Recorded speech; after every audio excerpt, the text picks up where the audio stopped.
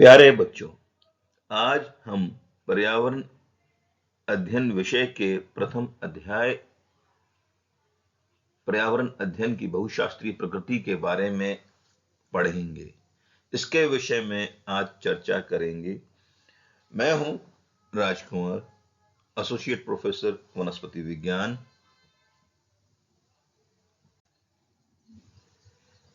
इसमें प्रथम जो है परिभाषा, विस्तार एवं महत्व के बारे में जानेंगे कि पर्यावरण अध्ययन का महत्व क्या है, पर्यावरण अध्ययन क्या होता है, इसके बारे में हम जानेंगे, इसके बारे में चर्चा करेंगे।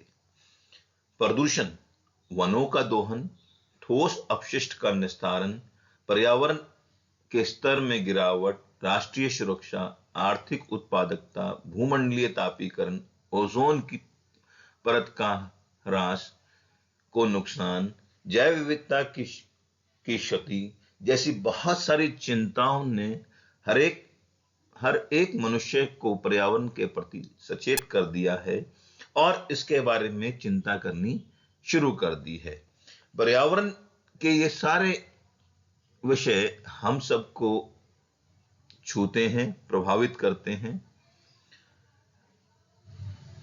विश्व भर में आयोजित हो रही संगोष्ठियों में पर्यावरण संरक्षण के पर बहस छिड़ी हुई है और संयुक्त राष्ट्र द्वारा 1992 में रियो डी जेनेरियो और 2002 में जोहान्सबर्ग में पर्यावरण विकास और सतत विकास पर गहन विचार कर विश्व भर में लोगों के जहन में पर्यावरण के प्रति एक जागरूकता भी पैदा की है।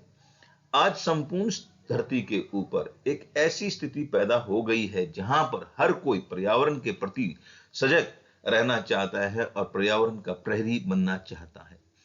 पर्यावरण आपदाओं का प्रबंधन एक प्रमुख व्यवसाय बन चुका है। मानव की उन्नति के लिए सतत विकास ही एक महत्वपूर्ण रास्ता है। अतः पर्यावरण विज्ञान और पर्यावरणीय अध्ययन के महत्व को कमतर नहीं आंका जा सकता है। न केवल पर्यावरण अध्ययन का जो विषय है सीधे परोक्ष रूप से हमें प्रभावित करता है, अपितु इसके इस पुस्तक जो आप ये जो पाठ पढ़ेंगे, इन पाठों में निहित जानकारी आपको प्रतियोगिता परीक्षाओं में भी सफल होने की तरफ एक कदम बढ़ाएगी। पर्यावरण की बिगड़ती स्थिति के बावजूद पर्यावरणीय अध्ययन को हमारे शैक्षिक गतिविधियों में उचित स्थान नहीं मिला है।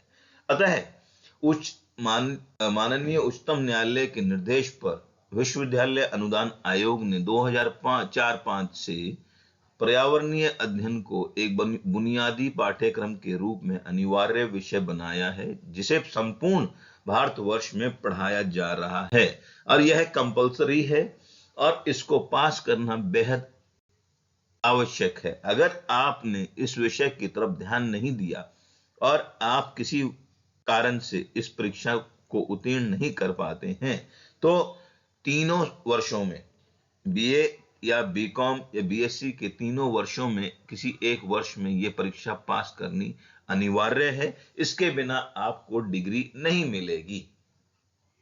आधुनिक समय में समाज के विकास का प्रारंभ लगभग 1750 ईस्वी में इंग्लैंड में कपड़ा मिलों के खुलने से हुआ माना जाता है, जब औद्योगिक क्रांति का जन्म हुआ था। और इस औद्योगिक क्रांति से प्रत्यक्ष अप्रत्यक्ष रूप से जीवन के हर क्षेत्र में उद्योगों का प्रभाव पड़ने लगा। नगरीकरण की जो प्रक्रिया थी वो भी बहुत तेज हो गई। संपूर्ण विश्व का आर्थिक, सामाजिक, राजनीतिक और सांस्कृतिक स्वरूप ही परिवर्तित हो गया। नगरीकरण के कारण यातायात के साधनों में भी तीव्र वृद्धि हो गई। तीव्र जनसंख्या वृद्धि ने भी पर्यावरण प्रदूषण को बढ़ाने में सहयोग दिया। मानव ने अपनी महत्वाकांक्षाओं की प्राप्ति हेतु प्रदूषण को निरंतर बढ़ावा दिया है। परिणाम स्वरूप वर्तमान में पर्यावरण संकट सर्वत्र व्याप्त है। किसी भी जीव पर वायुमंडल, जल, मृदा, विकिरणों का सम्मिलित प्रभाव पड़ता है। मानव एक ऐसा जीव है जिसके क्रियाकलापों का पर्यावरण व प्रकृति पर सबसे अधिक प्रभाव पड़ता है, क्योंकि मानव ने अपने विकास के लिए, अपनी प्रगति के लिए प्राकृतिक घटकों का अंधाधुंध दोहन किया है, जिसके फलस्वरूप आज हमें बहुत सारी समस्याओं का सामना करना पड़ रहा है। अब पर्यावरण की परिभाषा क्या होती है? पर्यावरण का उद्भव दो शब्दों से बना है, परि तथा आवरण। इसकी संधि से बना है। पर्यावरण वह आवरण है जो जीव के चारों ओर उपस्थित है, अर्थात जल, थल, नभ तीनों में जैविक व अजैविक रूप में उपस्थित सभी अवयव पर्यावरण का ही भाग हैं। पर्यावरण को कई तरह से परिभाषित किया जा सकता है, जैसे पर्यावरण समस्त जीवों के चारों ओर उपस्थित जैविक व अजैविक घटकों तथा प्राकृतिक व अप्राकृतिक परिस्थितियों का योग है।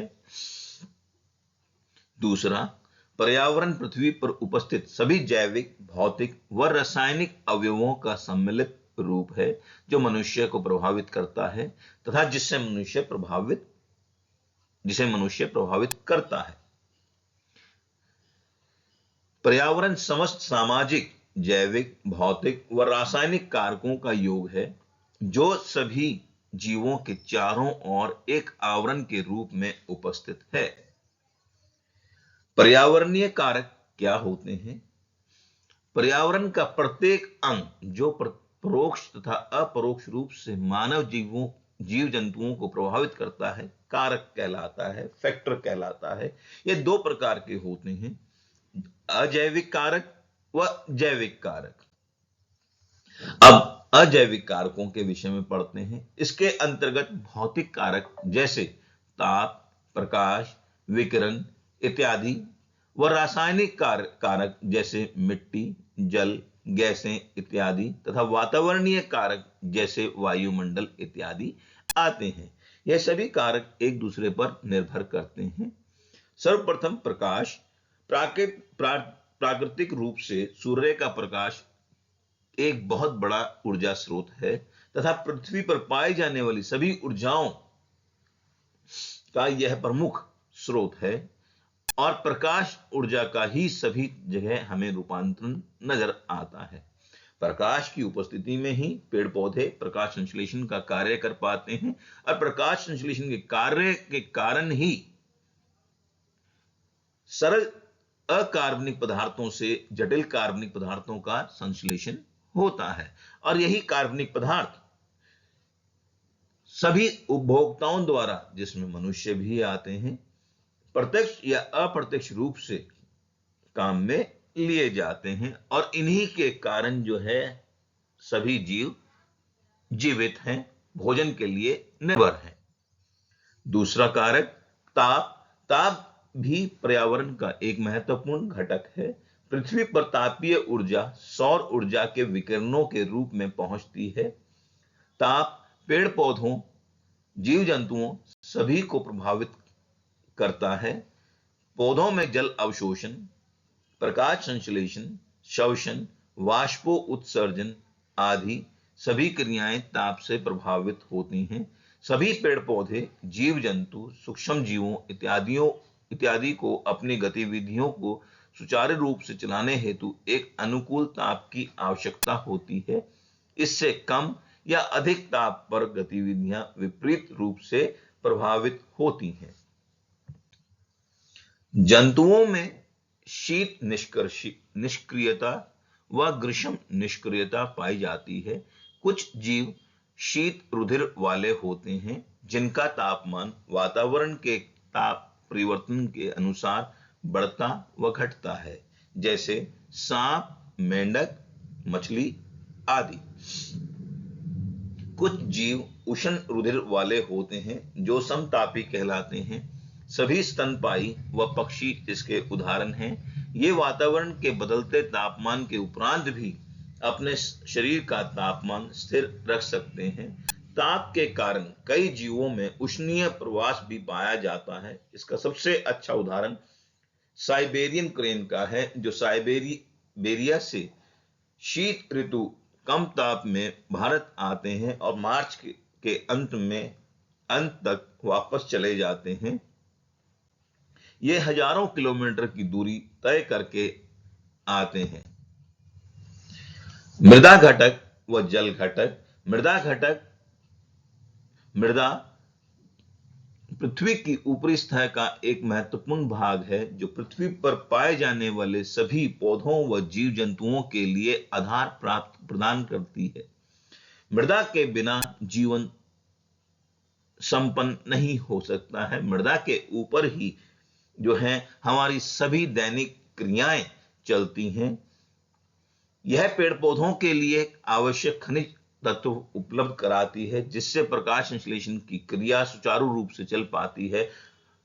और यह आपको पता ही है, जीव जंतु प्रत्यक्ष या अप्रत्यक्ष रूप से इसी भोजन के ऊपर निर्भर करते हैं। भोजन श्रृंखलाएं भी इसी प्रकाश संश्लेषण की क्रिया के ऊपर ही निर्भर है। जल घटक। पृथ्वी का 70% भाग जल से ढका हुआ है और जल जीवन के लिए आवश्यक घटक है, क्योंकि जल न सिर्फ जीवों के शरीर का एक घटक है, बल्कि उनकी मूलभूत आवश्यकता व कई जीवों का आवास भी है। कई जलीय जीव जो पानी में रहते हैं, पानी के बिना उनका जीवन चल ही नहीं सकता है। जल ही वातावरण में आर्द्रता, ताप, मॉनसून आदि को नियंत्रित करते हैं। अब वातावरण कारक। वायुमंडल व उसमें उपस्थित विभिन्न गैसों से वातावरण कारक बनता है। वायुमंडल हमारे चारों ओर वायु का कई किलोमीटर ऊंचाई तक फैला हुआ आवरण है। यह आवरण पर्यावरण का महत्वपूर्ण भाग है, जिसमें उपस्थित ऑक्सीजन के कारण पृथ्वी पर जीवन संभव है। वायुमंडल में उपस्थित मुख्य गैसें नाइट्रोजन 78%, ऑक्सीजन 21% व अल्प मात्रा में उपस्थित गैसें जैसे जलवाष्प, carbon dioxide, neon, helium, argon आदि के साथ एक संतुलन बनाए रखती हैं। वातावरण कारक सौर विकिरण की लघु तरंगों को पृथ्वी के धरातल तक आने देता है, परंतु पार्थिव विकिरण की लंबी तरंगों के लिए अवरोधक बनता है। इस प्रकार से यह ऊष्मा को रोककर विशाल ग्लास हाउस की भांति कार्य करता है, जिससे पृथ्वी पर औसतन 15 डिग्री सेंटीग्रेड तापमान बना रहता है। यही तापमान पृथ्वी पर जीव मंडल के विकास का आधार है। वायुमंडल की संरचना के बारे में अध्ययन करेंगे। वायुमंडल पृथ्वी की सतह से 500 किलोमीटर ऊंचाई तक फैला हुआ है, जिसमें तापमान 920 सेंटीग्रेड से 12,000 सेंटीग्रेड तक माइनस 920 सेंटीग्रेड से 12,000 सेंटीग्रेड तक रहता है। इसमें वायु की अनेक परतें पाई जाती हैं। इसके आधार पर इसे 4 भागों में बांटा गया है। पहला क्षोभ मंडल, दूसरा समताप मंडल, तीसरा मध्यम मंडल, चौथा आयन मंडल, और आयन मंडल के बाहर भी एक लेयर जो है रिकॉग्नाइज की गई है, मानी गई है, जिसको कि हम बाह्य मंडल कहते हैं। अब इनके बारे में विस्तार से अध्ययन करते हैं। अधिक विस्तार से आप जो है इसके लिए उच्च क्लासों की जो पुस्तकें हैं उनका संदर्भ कर सकते हैं। पहला क्षोभ मंडल, यह वायुमंडल का सबसे निचला स्तर है और पृथ्वी की सतह से 11 किलोमीटर ऊंचाई तक फैला हुआ है। इसमें अधिक मात्रा में धूल कण, बादल और जल वाष्प उपस्थित होने के कारण यहां मौसमी घटनाएं होती हैं। क्षोभ मंडल का सबसे ऊपरी स्तर, जो क्षोभ मंडल व समताप मंडल के बीच का है, संक्रमण स्थिति वाला भाग है, इसे क्षोभ स्तर कहते हैं। यह करीब 1 से 1.5 किलोमीटर चौड़ा होता है। फिर समताप मंडल आता है। क्षोभ स्तर से 13 से 50 किलोमीटर तक क्षेत्र समताप मंडल कहलाता है। इस भाग में बादल बिल्कुल नहीं होते और मौसमी परिवर्तन भी नहीं होते हैं। वायु दाब बहुत न्यून हो जाता है, बहुत कम हो जाता है। समताप मंडल में ही 15 किलोमीटर से 25 किलोमीटर की ऊंचाई के बीच ओजोन गैस की अधिकता होती है, जिसे ओजोन स्तर भी कहा जाता है। यह स्तर सूर्य से आने वाली हानिकारक पराबैंगनी किरणों का अवशोषण कर उन्हें पृथ्वी तक नहीं पहुंचने देती है। अतः यह परत मानव जीवन के लिए एक महत्वपूर्ण रक्षा कवच का कार्य करती है। अगर यह परत इस परत को नुकसान पहुंचता है, यह परत को जो है चोटिल हो जाती है, नुकसान पहुंचता है, कई कारणों से पहुंचा भी हुआ है, उसके फलस्वरूप पृथ्वी पर रहने वाले जीवों में, जिसमें मनुष्य भी आते हैं, उनमें बीमारियां बहुत सारी उत्पन्न हो जाती हैं, जैसे स्किन कैंसर जैसी बीमारियां उत्पन्न होने का खतरा बढ़ जाता है। उसके बाद मध्य मंडल, यह लगभग 50 किलोमीटर से 85 किलोमीटर तक का भाग मध्य मंडल कहलाता है। इस क्षेत्र में ताप में गिरावट -800 डिग्री सेंटीग्रेड से -900 डिग्री सेंटीग्रेड तक आती है। इस क्षेत्र में ताप में इतनी गिरावट आने का मुख्य कारण यह है कि यहाँ विकिरण अवशोषक गैसें अनुपस्थित होती हैं। यह उसके बाद आयन मंडल, यह क्षेत्र 85 किलोमीटर से लगभग 500 किलोमीटर तक का है। इस क्षेत्र में सूर्य विकिरणों व पराबैंगनी किरणों की अधिकता के कारण वायुमंडलीय गैसें आयनिक अवस्था में रहती हैं। इस कारण इस क्षेत्र को आयन मंडल कहते हैं। इस क्षेत्र का तापमान अनिश्चित होता है। बाह्य मंडल 640 किलोमीटर से ऊपर पाया जाता है। इसे वायुमंडल का सीमांत क्षेत्र कहा जाता है। इस मंडल की वायु अत्यंत विरल होती है। यहाँ गैसों का घनत्व बहुत कम पाया जाता है। यहाँ हाइड्रोजन व हीलियम गैसों की प्रधानता होती है। अब इन जो है पांचों को याद करने का सरल तरीका क्या है? छोड़ सबको मैं आया बाहर, एक्सप्लेनेशन देखें इसकी तो छोड़ क्षोभ मंडल, सबको समताप मंडल, में मध्य मंडल, आया आयन मंडल, बाहर बाह्य मंडल। इस तरह से इस ट्रिक से आप इसको याद कर सकते हैं।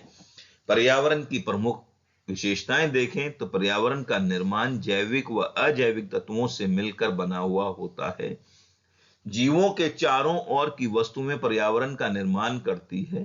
पर्यावरण सदैव परिवर्तनशील है। इसकी परिवर्तनशीलता का प्रमुख कारण सूर्य से प्राप्त ऊर्जा है। पर्यावरण के प्रति जीवों में अनुकूलता पाई जाती है। पर्यावरण सब पोषण एवं सब नियंत्रण पर आधारित है। पर्यावरण के अंतर्गत विशिष्ट भौतिक क्रियाएं होती हैं।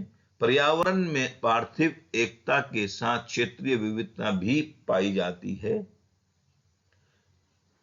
पर्यावरण में जैव जगत का निवास पाया जाता है। पर्यावरण के जीवों में परस्पर सहवास अनिवार्य लक्षण है। पर्यावरण में संसाधनों का भंडार है। पर्यावरण का प्रभाव दृश्य व अदृश्य दोनों रूपों में परिलक्षित होता है। इसका विस्तार और प्रमुख क्षेत्र देखें।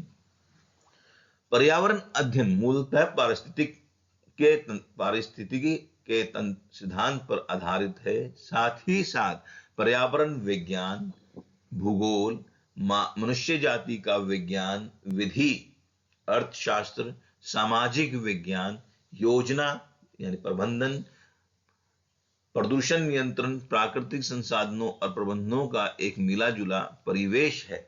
ये सभी सब्जेक्ट्स जितने भी विषय ले लीजिए, चाहे वो फिजिक्स हैं, जूलॉजी, बॉटनी, विज्ञान के कोई विषय ले लीजिए, सभी जो है इसी से ही रिलेटेड हैं। यांत्रिकी, इंजीनियरिंग, एनवायरमेंटल इंजीनियरिंग आती है, अब इकोनॉमिक्स है, पॉलिटिकल साइंस है, सोशल साइंसेस, सारी जो है विषय जो है विज्ञान इस पर्यावरण अध्ययन या हमारे पारिस्थितिक तंत्र को प्रभावित करती हैं। पर्यावरण अध्ययन के मूल में सारे सभी विषय जो हैं छूते हैं।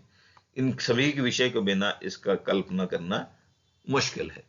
किसी भी जीव की उत्तरजीविता सामग्री की नियमित आपूर्ति और इसके पर्यावरण से अपशिष्ट निपटान पर निर्भर होती है। पर्यावरण की परिस्थिति में गिरावट मनुष्य के अस्तित्व एक अति महत्वपूर्ण समस्या बन गई है। मिट्टी, पानी व वायु प्रदूषण जीवित जीवों के जीवन के लिए अभिशाप बन गया है तथा प्राकृतिक संसाधनों का अभाव भी होने लगा है। पर्यावरण अध्ययन का उद्देश्य मानव को उसके पर्यावरण के प्रति सजग करना है।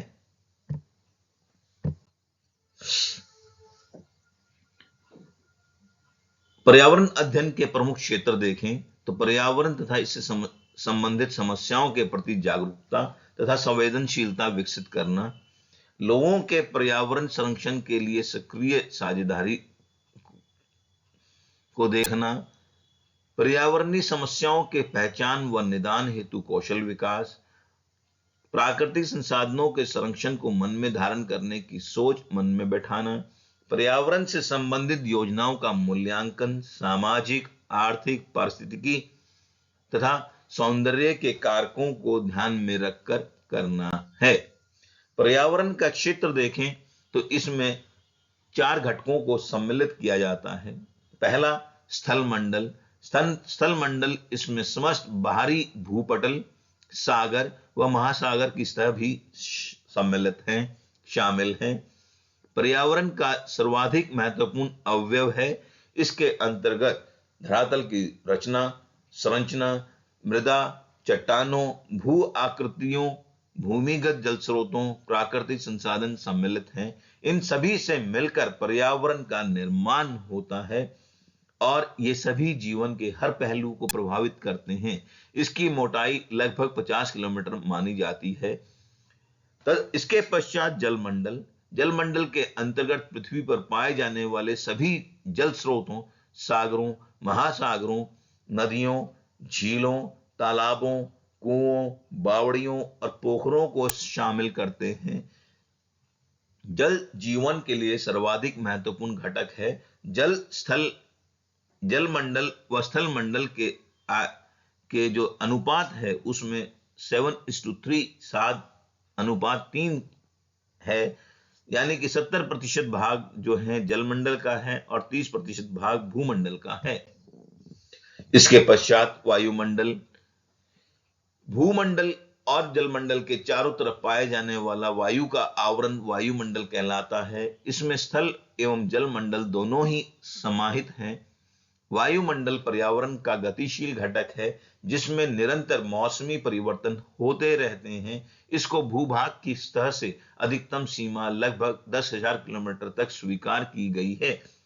इसमें oxygen, nitrogen, argon, carbon dioxide, hydrogen, helium, ozone गैसें विभिन्न अनुपात में पाई जाती हैं। प्रमुखतः नाइट्रोजन 78%, ऑक्सीजन 21% और बाकी बची हुई जो गैसें हैं वो 1% भाग में आती हैं। वायुमंडल में 4 परतें पाई जाती हैं: क्षोभ मंडल, समताप मंडल, मध्य मंडल और आयन मंडल। जैव मंडल। पृथ्वी पर जीवन संभव बनाने वाली परत जैव मंडल कहलाती है।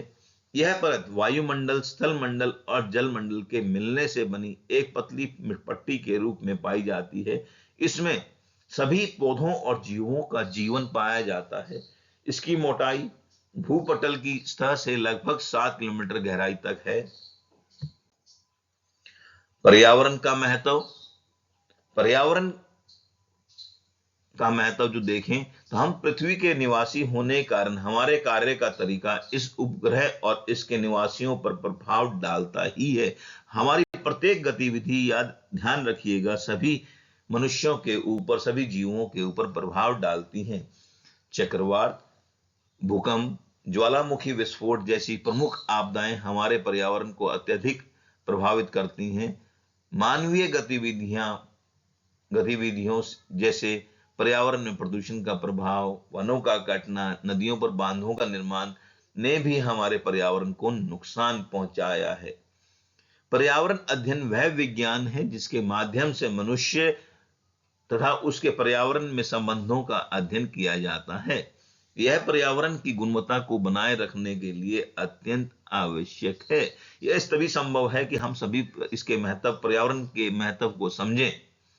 स्वस्थ पर्यावरण के अंतर्गत किसी भी प्रकार का प्रदूषण नहीं आता है, लेकिन पर्यावरण के जैविक और अजैविक घटकों की संतुलित अवस्था से परिवर्तित होने, यानी कि अगर हमारे जैविक और अजैविक घटकों में असंतुलन पैदा होता है किसी भी कारण से, और अवांछनीय तत्वों का प्रवेश होता है, उसके कारण पर्यावरणीय गुणवत्ता का जो है ह्रास होना शुरू होता है, उसमें नुकसान होना प्रारंभ हो जाता है। यह पर्यावरणीय प्रदूषण, जल प्रदूषण, वायु प्रदूषण, ध्वनि प्रदूषण, भूमि प्रदूषण, रेडियोधर्मी प्रदूषण, खाद्य प्रदूषण, जनसंख्या प्रदूषण, मानसिक प्रदूषण जैसे विभिन्न स्वरूपों में हमारे सामने आ जाता है। पर्यावरण, भौतिक पर्यावरण के विभिन्न घटकों के मध्य अंतर संबंध देखा गया है, जैसे पर्यावरण के विभिन्न घटकों का क्षेत्रीय और विश्वव्यापी अध्ययन, प्राकृतिक संसाधनों का अध्ययन और सिमटते संसाधनों की समस्या, जैव विविधता का अध्ययन, उपलब्ध आधार पर वर्गीकरण, संकटग्रस्त प्रजातियों की समस्या का अध्ययन, पर्यावरण प्रदूषण, जलवायु, भूमि, ध्वनि, रेडियोधर्मी, सागरीय प्रदूषण के कारण मानव पर पड़ने वाले प्रभाव का अध्ययन, पर्यावरण प्रबंधन के विभिन्न पक्षों का अध्ययन। फिर देखें जनसंख्या नियंत्रित हेतु उपयोगी कार्यक्रम व नीतियां निर्धारित करना और प्रभावी नियंत्रण हेतु क्रियान्वयन हेतु सुझाव देना अति महत्वपूर्ण है।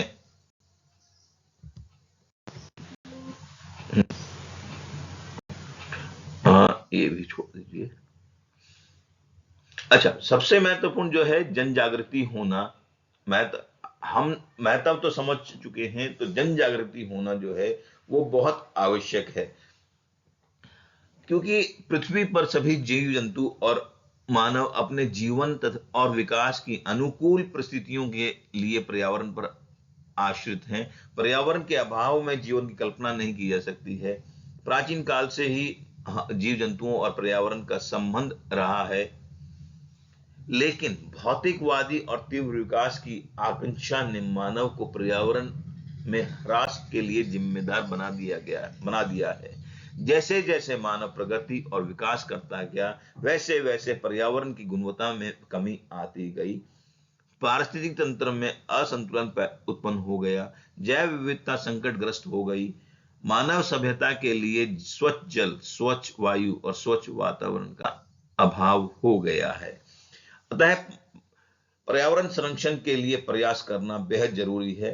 भारत तथा विश्व स्तर पर पर्यावरण संरक्षण और पुनर्निर्माण के लिए सर्वप्रथम स्वीडन की राजधानी स्टॉकहोम में 1972 में पर्यावरण सम्मेलन हुआ। जून 1992 में विश्व शिखर सम्मेलन ब्राजील के रियो डी जेनेरियो में हुआ। इस सम्मेलन में सन 2001 तक विश्व को पर्यावरण प्रदूषण से मुक्त करने हेतु महत्वपूर्ण प्रस्ताव पारित किए गए। पर्यावरण की दिशा में भारतीय संसद ने भी सन 1976 में 42वां संविधान संशोधन अधिनियम पारित कर अनुच्छेद 48 का जोड़ा। उसमें एक अनुच्छेद 51 का जोड़ा गया, जिसके अनुसार प्रत्येक भारतीय का यह कर्तव्य है कि वह जंगलों, झीलों, नदियों तथा वन्य जीवों की सुरक्षा में अभिवृद्धि का प्रयास करें। और हमारे देश में भी विभिन्न कानूनों और नीतियों का निर्माण किया गया है, जैसे राष्ट्रीय वन नीति 1952, जल प्रदूषण निवारण एवं नियंत्रण अधिनियम 1974, वायु प्रदूषण निवारण एवं नियंत्रण अधिनियम 1981, वन संरक्षण अधिनियम 1980, पर्यावरण संरक्षण अधिनियम 1986, संशोधित वन नीति 1988, पर्यावरण निवारण नीति 1988, सार्वजनिक दायित्व बीमा अधिनियम 1991, प्रदूषण निवारण नीति 1992, राष्ट्रीय पर्यावरण अभिकरण अधिनियम 1995, राष्ट्रीय पर्यावरण सुनवाई अधिकार अधिनियम 1997, जल नीति 2000। पर्यावरण के क्षेत्र में न्यायपालिका की सक्रियता अनुच्छेद 32 व अनुच्छेद 226 के तहत अधिकारिता के तहत परिलक्षित होती है। न्यायपालिका ने पर्यावरण को मूल अधिकार मानते हुए अनुच्छेद 19 स्वतंत्रता के का अधिकार और अनुच्छेद 21 प्राण और दैहिक स्वतंत्रता के अधिकार को विस्तार देकर इसमें स्वच्छ पर्यावरण के अधिकार को सम्मिलित किया है। तो जन जागरूकता की आवश्यकता है।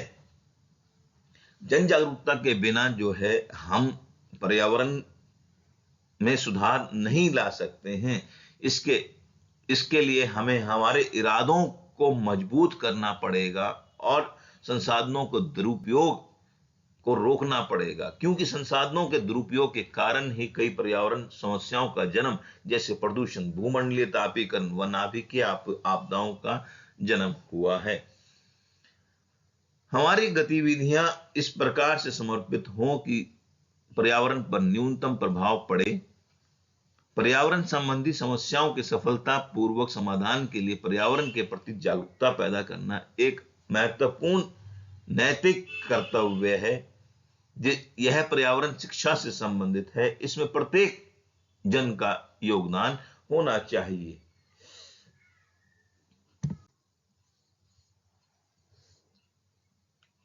कि एक और जो है मैं आपके सामने बात रखना चाहूंगा कि जो स्वैच्छिक संगठन हैं, उन्होंने जो है पर्यावरण संरक्षण के लिए अति महत्वपूर्ण कार्य किए हैं। इन संगठनों ने जनता में स्वावलंबन की भावना पैदा करने के साथ साथ पर्यावरण प्रदूषण की जानकारी देने और उनके संरक्षण हेतु आगे आने के लिए प्रेरणा भी दी है। बहुत सारी जो संस्थाएं इस दिशा में कार्य कर रही हैं, जिसके बारे में आप जो है विस्तृत जानकारी इंटरनेट से या अन्य पुस्तकों से प्राप्त कर सकते हैं। तो ये जो है, इसके साथ ही जो है हम इस पाठ का अंत करते हैं और इससे संबंधित प्रश्न देखें तो पर्यावरण की परिभाषा दीजिए, पर्यावरण रचना के जैविक कार्य क्या हैं, भौतिक कारकों के नाम दीजिए, सभी परतों के, वायुमंडल की सभी परतों के नाम दीजिए। बहुत सारे प्रश्न और नाना प्रकार के प्रश्न इस पाठ से बन सकते हैं, जिसका आपने ध्यान